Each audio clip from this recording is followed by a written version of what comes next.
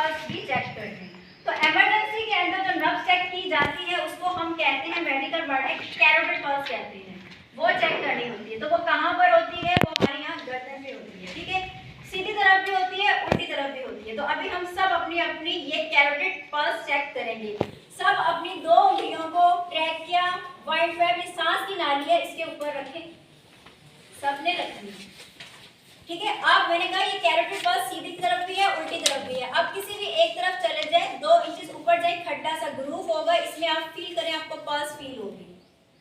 बताएं किसको फील नहीं हो रही है?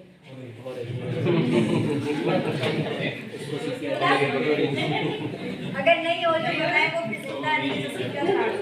अच्छा, अब ये नहीं, ठीक है, अब ये नहीं कि आप पल्स ही चेक करते रहे 1 मिनट तक, क्योंकि सेकंडों के अंदर आपने जांचना है, सेकंडों के अंदर, ठीक है। 5 से 10 सेकंड का टाइम है। आपकी नजरें हो विक्टिम के चेस्ट के ऊपर, उसका सीना ऊपर नीचे नहीं उठ रहा, और पल्स के लिए आपने दोनों फिंगर अपनी साइड वाली पे अपनी साइड वाली कैरोटिड पल्स पे रखनी है। ये दोनों काम साथ होने चाहिए, ठीक है। अगर आपको पल्स चेक करने में मुश्किलात हो रही तो आप जस्ट ब्रीदिंग को भी एसेस कर सकते हैं। ना इसका सीना ऊपर नीचे उठ रहा है, ना इसकी पल्स चल रही है, तो इसका करना है सीपीआर। अब ये है लाइफ थ्रेटनिंग इमरजेंसी, तो अब आप कौन सा नंबर डायल होना चाहिए? 1122। अच्छा, 1122 का ही क्यों कॉल हो? और भी एम्बुलेंस है, ईदी है, छिपा है, बहुत सी एम्बुलेंस काम कर जी। एक अच्छी बात बता दी, वो ट्रांसपोर्ट का काम कर रही है और हम क्या करेंगे? हम उनका हॉस्पिटल जाने से पहले ट्रीटमेंट स्टार्ट करते हैं। ये है, मेडिकल इक्विपमेंट भी अवेलेबल होता है, तो ये ज्यादा चांसेस है, ठीक है। अब किसी को अगर ये कार्डिक अरेस्ट में किसी को बचा रहे हैं तो उसका चेन ऑफ सर्वाइवल के कुछ लिंक है, अगर आप इन लिंक को फॉलो करते जाएंगे उस बंदे के बचने के चांसेस ज्यादा होते जाएंगे। तो जिसमें पहला लिंक होता है, उस कार्डिक अरेस्ट वाली सिचुएशन को पहचानने देर ना करिए कि 2 मिनट देखते हैं कार्डिक अरेस्ट में, आपने सेकंडों के अंदर पहचानना कि बंदा कार्डिक अरेस्ट में, और साथ ही में नंबर डायल हो जाना चाहिए 1122 का फौरन से, सेकंडों के अंदर। और उसके बाद आपने क्या करना है? फौरन से सीपीआर स्टार्ट कर देना है। अगर आप फौरन से सीपीआर स्टार्ट करते हैं, उसके बचने के चांसेस डबल हो जाएंगे। फिर एक डिवाइस है, इसका हम आपको जैसे फायर एक्सटिंग्विशर की डिवाइस है, इस तरह की ये भी डिवाइस होती है, लाइफ सेविंग डिवाइस है। इसका आज हम आपको डेमो देंगे, लेकिन ये इतनी हर जगह लगे हुए नहीं होते। अगर आप इस डिवाइस का इस्तेमाल करते हैं तो उसके बचने के चांसेस ट्रिपल टाइम इंक्रीज हो जाते हैं। फिर आपने जो 1122 की एम्बुलेंस कॉल की है वो आती है, वहां पर ट्रीटमेंट स्टार्ट होता है हॉस्पिटल जाने से पहले, तो उसके बचने के चांसेस और ज्यादा हो जाते हैं। फिर वो हॉस्पिटल में पहुंचेगा, कार्डियो का डॉक्टर उसको ट्रीट करेगा, उसके बचने के चांसेस और ज्यादा हो जाएंगे। फिर आखिर में होता है वो डिस्चार्ज रिकवरी फेज होता है, वो आपके लिए बहुत इंपॉर्टेंट है। हर पेशेंट को साइकोलॉजिकल इमोशनल सपोर्ट की जरूरत होती है, उसकी आधी बीमारी उसी से खत्म हो जाती है। तो ये काम आपके हैं, पहला उस बीमारी को जांचना, फौरन से 1122 पे कॉल करना, कार्डियक अरेस्ट की सिचुएशन में फौरन सीपीआर करना और रिकवरी फेज, ये 3 काम आप करते हैं। इसके लिए कोई मेडिकल गैजेट नहीं चाहिए। अच्छा, हम सीपीआर स्टार्ट करते, बंदा बेहोश है, मैंने इसका रिस्पॉन्स सेट कर लिया, ना इसकी सांसें चल रही है ना इसकी पल्स चल रही है, तो मुझे करना है अब इसका फौरन से सीपीआर स्टार्ट। अब मैं अकेली सीपीआर नहीं कर पाऊंगी, लाइफ थ्रेटनिंग सिचुएशन है, तो मुझे 1122 का नंबर डायल करना है।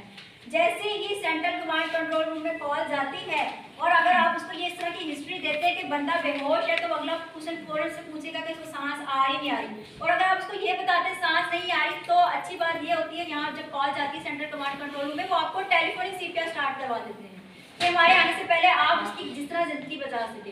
तो टेलीफोनिक जब तक एम्बुलेंस आपके घर तक नहीं पहुंचेगी, वो बंदा आपके साथ एंगेज रहेगा।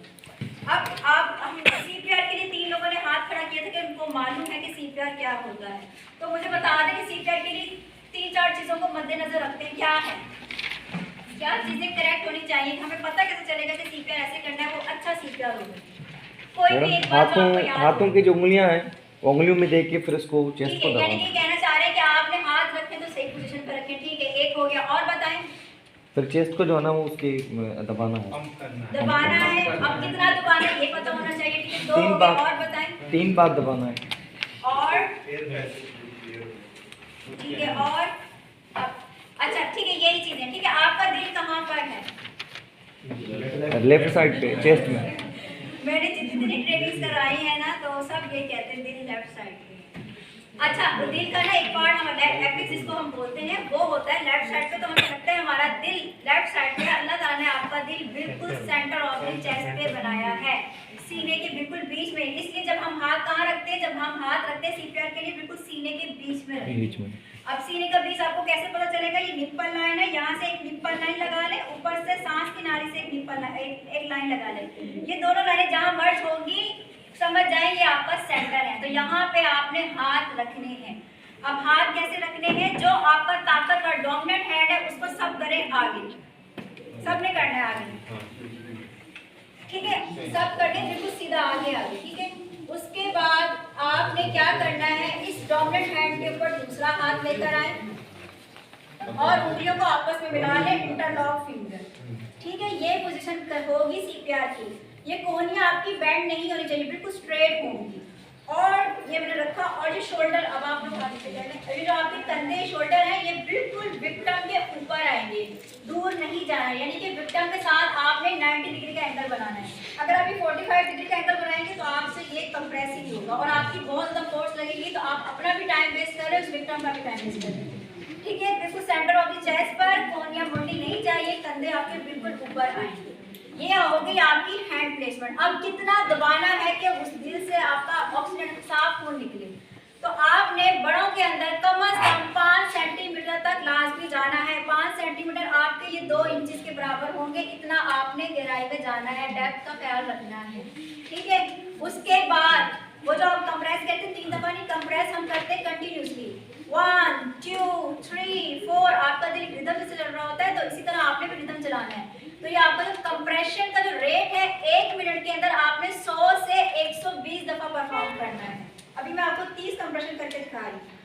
1 2 3 4 5 6 7 8 9 10 11 12 29 30। ये आपने इस तरह रेट चलाना है, ठीक है? और जितना आप कंप्रेस कर रहे हैं तो आप रिकॉइलिंग का भी ख्याल रखें। क्यों इंपॉर्टेंट है? इसलिए जब आप कंप्रेस करते हैं तो आपका साफ खून निकलता है, ऑक्सीजनेटेड खून निकलता है, वो ये ऑर्गन और दिमाग तक, ब्रेन तक जाता है। और जब आप रिकॉइलिंग का ख्याल करते हैं तो आपका हार्ट जो है, वो जो आपका गंदा खून वापस हार्ट में रिफिल होता है।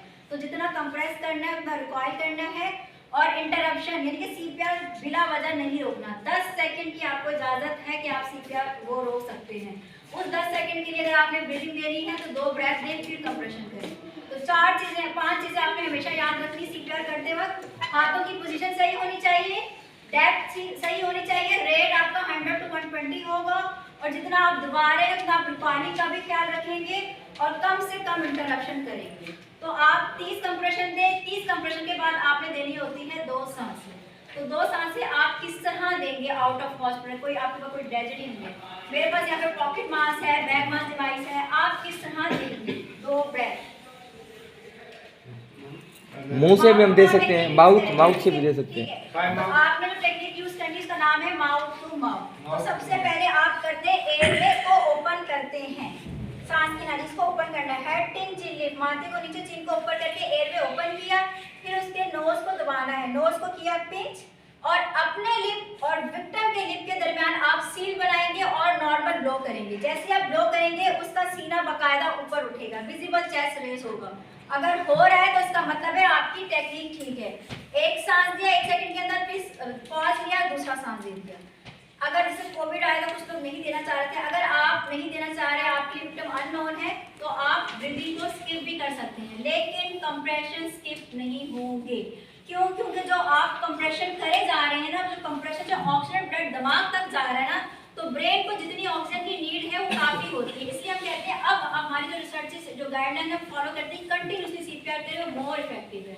अच्छा, जो पुरानी गाइडलाइन थी, अभी यहाँ पे चार्ट भी बना हुआ है, तो अगर आपने कभी नेट से इसकी कोई गाइडलाइन पढ़नी हो तो इंटरनेशनल पूरी दुनिया में जो गाइडलाइन फॉलो की जा रही है वो है अमेरिकन हार्ट एसोसिएशन की गाइडलाइन। 2020 में भी चेंज हुई, अब 2025 में चेंज हुई। ऐसी गाइडलाइन जिसके अंदर पहले एयरवे ओपन करके पहले ब्रीदिंग दी हुई है, फिर कंप्रेशन स्टार्ट किया, तो समझ जाए पुरानी गाइडलाइन। तो अभी चार्ट बना हुआ है यहाँ वाला, तो ये भी थोड़ा पुरानी को फॉलो कर रहे हैं, ठीक है? तो आपका है, अगर इसको करना हो डॉक्टर्स ABCD है, इसको आप करेंगे डॉक्टर्स कैब, यानी कि DRS सही है। एयरवे ब्रीदिंग बाद में देगा, पहले कंप्रेशन स्टार्ट होंगे, फिर एयरवे को ओपन करके आपने 2 ब्रेथ लेनी है, ठीक है? डॉक्टर्स कैब यानी कि पहले सर्कुलेशन, कंप्रेशन, फिर एयरवे को आप करेंगे, फिर ब्रीदिंग देंगे, ठीक है? पहले कंप्रेशन स्टार्ट होंगे, फिर आपने ब्रीदिंग लेनी है। ठीक है, ये गाइडेंस चेंज हुए 13 साल हो गए, लेकिन अभी भी जब नेट पे देखो ना आपकी नहीं हुई। तो अगर आपको कभी गाइडेंस पढ़नी तो अथेंटिक कैसे पढ़ो, अब ये गाइडेंस चेंज होगी तो 2-3 ठीक है। ये हो गया सीपीआर। अभी लंच के बाद सब ने इसकी इंडिविजुअली प्रैक्टिस लाजमी करनी है, सबको करनी है। और कभी लाइव विक्टिम पे आप सीपीआर परफॉर्म नहीं करेंगे, क्यों, क्या होगा, उसने उठ के फिर आपका सीपीआर करना है, बंदा लाइव में आपको सीपीआर करने नहीं देगा, ठीक है। जो बंदा बेहोश है, सांस से चली, सीपीआर उसका ही हो। ये मेरा पहला मॉड्यूल हुआ खत्म, ठीक है।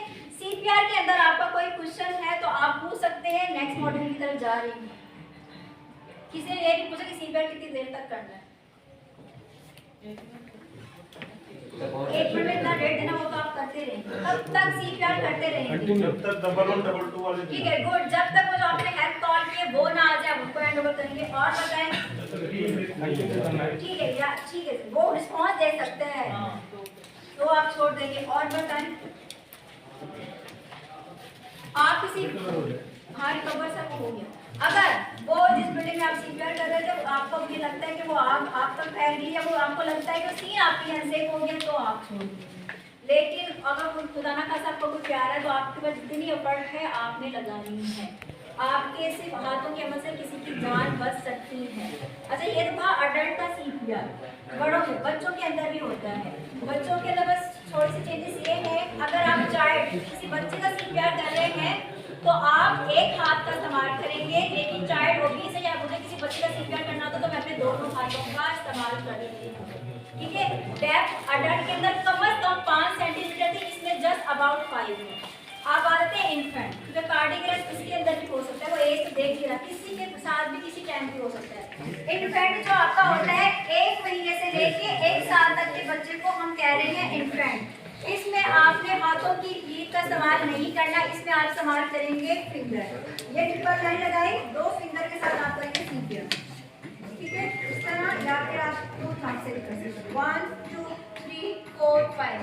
ये मैंने आपके ऊपर उठाया हुआ, लेकिन आपने फ्लैट सरफेस पे उठा के करना है, ठीक है, फ्लोर पे।